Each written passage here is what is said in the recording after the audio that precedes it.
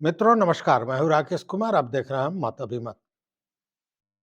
शिक्षा विभाग के अपर मुख्य सचिव छुट्टी से लौट आए।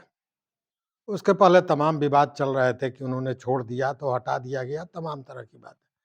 लेकिन छुट्टी से लौटने के साथ ही बिहार सरकार के शिक्षा मंत्री प्रोफेसर चंद्रशेखर को हटा दिया गया और उनकी जगह मंत्री पद संभाला आलोक मेहता ने।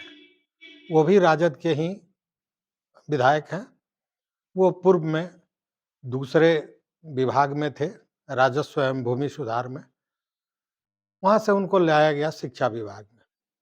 अब जैसे ये परिवर्तन हुआ कि लोगों में ये हल्ला हो गया, मीडिया में इस तरह की बातें आने लगी कि के पाठक ने मंत्री को हटवा दिया। आपको याद होगा, प्रोफेसर चंद्रशेखर और के पाठक जो अपर मुख्य सचिव हैं, उन दोनों के बीच शुरू से ही तानातानी की स्थिति बनी रही। प्रोफेसर चंद्रशेखर तो महीनों तक विभाग में गए भी नहीं थे और के पाठक शिक्षा में सुधार की बात करते हुए तमाम तरह के निर्देश, फरमान जारी करते रहे। और एक तरह से ये कहें कि के पाठक ने मंत्री को साइडलाइन कर दिया और डायरेक्ट काम करना शुरू कर दिए थे। वैसे में जब शिक्षा मंत्री को हटाया गया तो सारे मीडिया में, सोशल मीडिया में यही बात आई कि के पाठक ने हटवा दिया। अब ये बात तो बहुत बड़ी है, क्योंकि इसको कई तरह से लोग देख रहे हैं। जैसे देखिए, के पाठक छुट्टी में गए 14 तारीख तक, फिर उसको 16 किया, फिर 31 किया, फिर बीच में वो आकर ज्वाइन किए। इस बीच में सीएम से उनकी मुलाकात होती है। तो ये हुआ कि सीएम ने मान मनौवल करके उनको बहुत समझा बुझा के उनको ले आए हैं, चूंकि उनको वो अब आने की स्थिति में नहीं थे, मतलब आना नहीं चाहते थे। सीएम के कहने पर पुनः आए हैं। माना भी जाता है कि सीएम के सबसे नजदीकी पदाधिकारियों में है, लेकिन ऐसा है नहीं। मैं इस बात को आप सुन के आश्चर्य मत व्यक्त करें, ऐसा है नहीं। इसलिए कि सीएम नीतीश कुमार किसी को छोड़ते नहीं हैं। जिनसे उनका पंगा हो जाता है, उसको अंत अंत तक भुगतना ही पड़ता है। पिछले राजनीतिक उनके पूरे इतिहास को आप खंगाल लीजिए, ये आपको देखने को मिलेगा। अब के पाठक की बात हम कर रहे थे। के पाठक को आपको याद होगा, वीडियो वायरल हुआ था जिसमें वो बिहारियों को गाली दे रहे थे। उसके बाद भी उन पर हुआ कि एक्शन होगा, कुछ नहीं हुआ।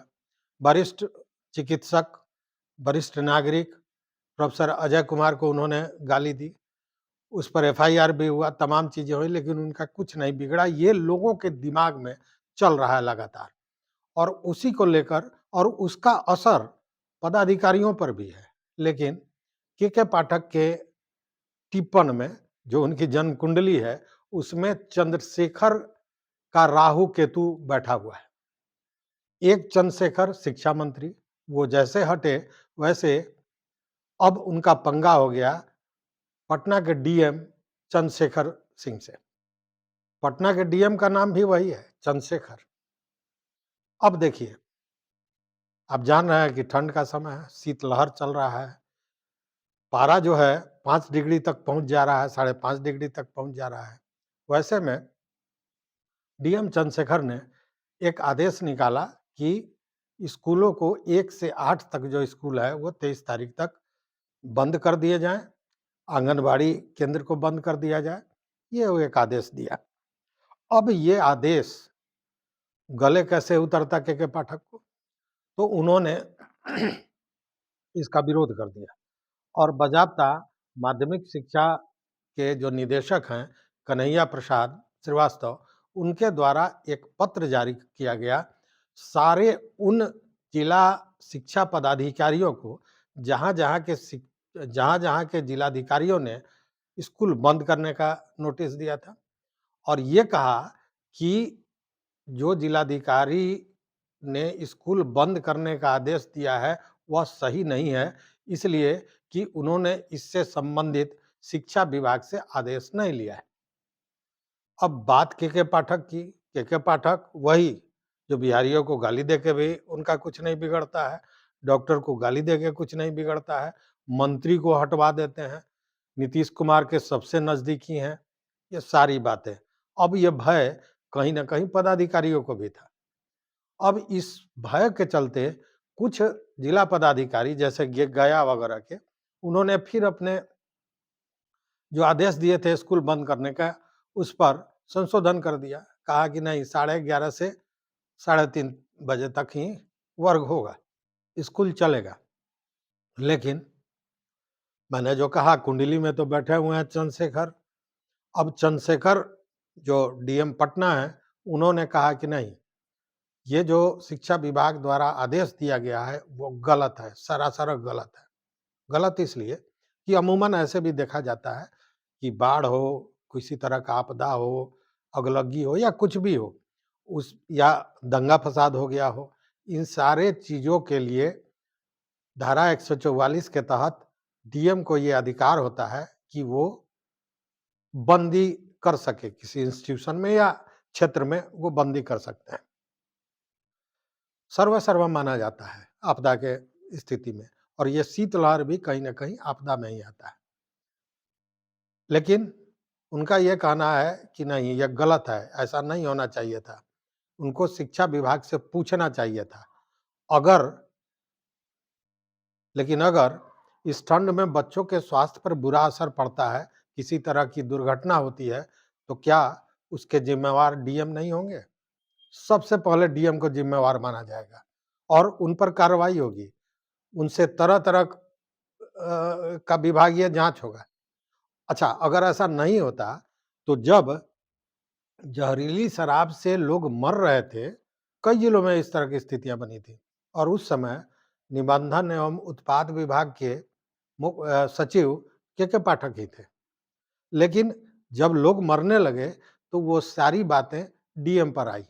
डीएम से पूछा जाने लगा, उनको ज़िम्मेवार माना गया।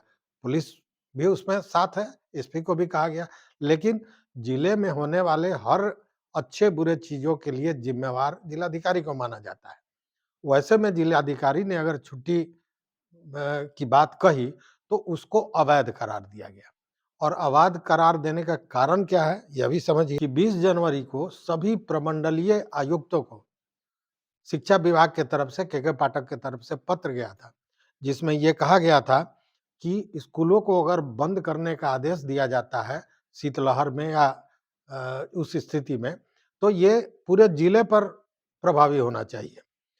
विभाग ने 9 से 5 का समय रखा है स्कूल में शिक्षा का, पढ़ाई का, तो उसमें अगर कोई परिवर्तन करना है तो उसके लिए उन्हें शिक्षा विभाग से अनुमति लेनी पड़ेगी। साथ ही ये कहा कि ये धारा 144 के तहत जो बंदी करते हैं, तो ये बंदी केवल स्कूल में ही क्यों होता है? इसके लिए तो मॉल भी है, सिनेमा हॉल भी है, व्यावसायिक प्रतिष्ठानें हैं, दुकानें हैं, सबको किया जाए। केवल छात्र को ही सर्दी लगती है, बाकी किसी को नहीं लगता है। ये उसमें ये सारी बातें आई थी और इसी बात को लेकर माध्यमिक शिक्षा के निदेशक कन्हैया प्रसाद श्रीवास्तव द्वारा पत्र लिखा गया सारे जिला शिक्षा पदाधिकारियों को कि वो डीएम की बात को न माने, डीएम की बात को न माने और स्कूल खोलना सुनिश्चित करें। इसको लेकर चंद्रशेखर, जो उनके कुंडली में बैठे हुए हैं के पाठक जी के, उन्होंने स्पष्ट कहा कि नहीं, यह गलत बात है, यह नहीं हो सकता है, चूँकि यह फैसला लेने का पूर्ण अधिकार जिलाधिकारी को है।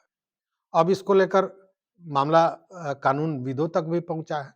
कानूनविद भी बता रहे हैं कि नहीं, 144 के तहत किसी भी आपदा की स्थिति में निर्णय लेने का पूरा हक जिलाधिकारी को है। अब ये फिर एक ताना-तानी की स्थिति बन गई है। लेकिन इस भ्रम में अगर हम और आप हैं कि के पाठक सर्वे शर्मा है, सबसे ऊपर है, तो ये गलत है।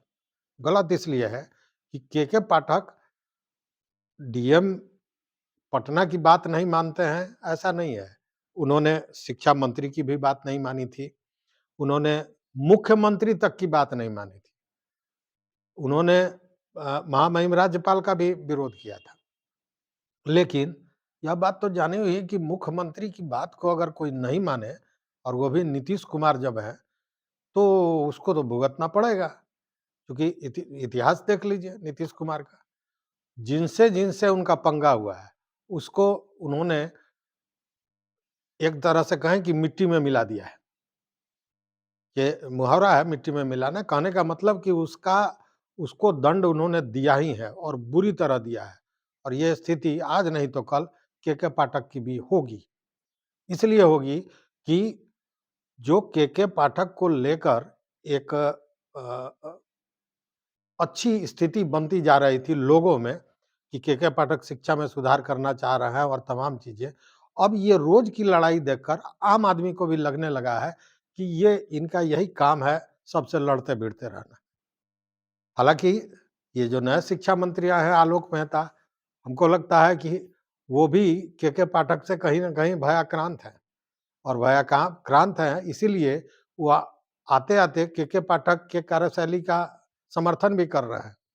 उन्होंने यहाँ तक कह दिया कि हर व्यक्ति का अपना पर्सनालिटी होता है और शिक्षा में सुधार के लिए और उसको सिस्टमेटिक रखने के लिए के पाठक का पर्सनालिटी काम कर रहा है। फिर उन्होंने कहा कि इसके पहले मैं विभाग में था, वहाँ की सारी जानकारी को ले रहा था और अभी जानकारी लिया था कि कौन-कौन सी बीमारी है और इसका इलाज कैसे होगा, तब तक मैं शिक्षा विभाग में आ गया। उन्होंने सारे राजनेताओं का मतलब लालू प्रसाद जी का, तेजस्वी यादव जी का, नीतीश जी का, सब कोई का साधुवाद किया कि उनको शिक्षा विभाग दिया गया है, उन पर ट्रस्ट किया गया है, उन पर विश्वास किया गया है। के पाठक का जिस तरह वो समर्थन उन्होंने किया, उससे स्पष्ट लग रहा है कि कहीं न कहीं भयाक्रांत तो मंत्री महोदय भी हैं। चूँकि के पाठक के कुछ निर्णयों को लेकर राज्यपाल से लेकर एमएलसी तक अपनी शिकायतें दर्ज करा चुके हैं। हालाँकि अभी तक कुछ उस मामले में हुआ नहीं है। नीतीश जी ने टाइमिंग को लेकर भी कहा था प्रेस के समक्ष कि टाइमिंग में सुधार कर दिया जाएगा और वो भी जब सारे जो एमएलसी थे उनसे मिलने गए थे, लेकिन उसमें भी सुधार नहीं हुआ। तो कहने का मतलब यह है कि के पाठक के कुंडली में 2 चंद्रशेखर, एक चंद्रशेखर हटाए गए और इसका सेहरा मिल गया के पाठक को। इससे निश्चित रूप से उनका मनोबल बढ़ गया। अब वो लड़ भिड़े दूसरे चंद्रशेखर से। हालाँकि वह जूनियर है। डीएम पटना जो चंद्रशेखर सिंह हैं, वो के पाठक से बहुत जूनियर हैं, लेकिन वो भी जिलाधिकारी हैं और वो भी आईएएस हैं। अब ये आईएएस की जो लड़ाई है, यह भी कहीं न कहीं रंग लाएगी, ये जानी हुई बात है। हालाँकि डीएम का ये कहना है कि कहीं कोई संघर्ष का मामला नहीं है, लेकिन ऐसा है नहीं।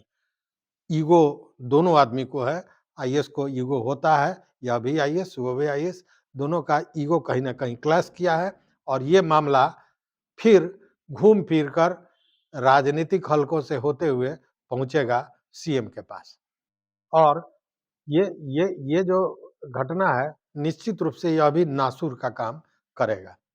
इसलिए ये कहना कि के पाठक सर्वे सर्मा है, ये गलत है।